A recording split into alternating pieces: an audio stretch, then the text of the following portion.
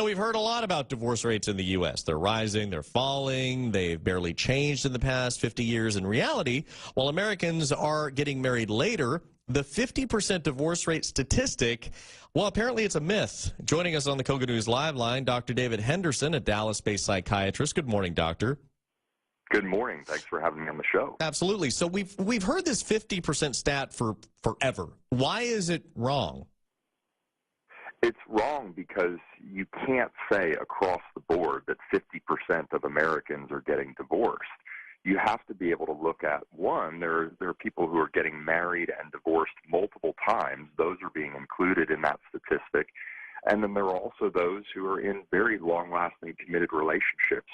And you can't make a blanket statement like that without analyzing the data of the types of people who tend to struggle in relationships. And I think that was the motivation behind this study, was at least in one small component of relationship quality, looking at occupation to see if there's any correlation between the success or failure of marriage and the job that you hold.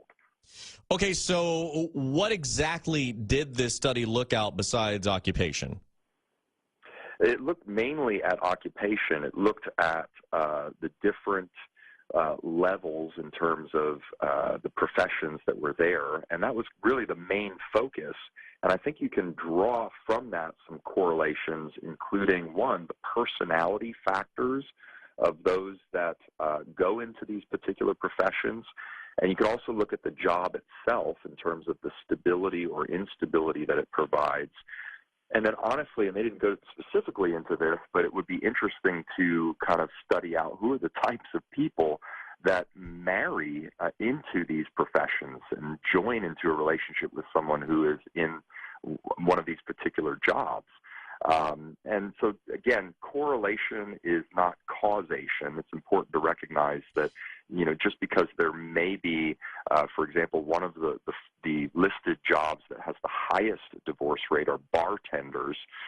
Just because you're a bartender doesn't mean that you're doomed to failure in your personal relationships, but you have to recognize and understand the pitfalls that exist.